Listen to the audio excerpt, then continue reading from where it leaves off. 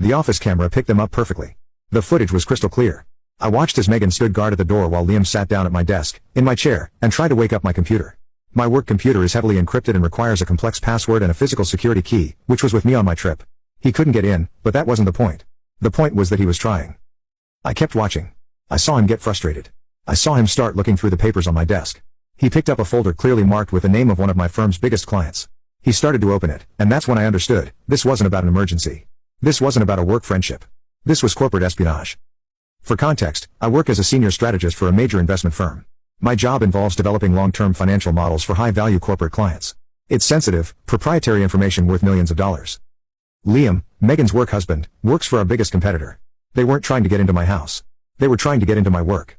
They were using my home as a staging ground to steal my data, my strategies, my intellectual property. The emergency key was their tool for a planned corporate raid, orchestrated to happen while I was out of town and unable to stop them. My blood ran cold. This was a betrayal on a scale I could never have imagined. This wasn't just disrespect. This was a conspiracy to ruin my career and my company for their own personal gain. The emergency I'd told my mom about was real. It was just 1,000 times worse than I thought. I saved the footage.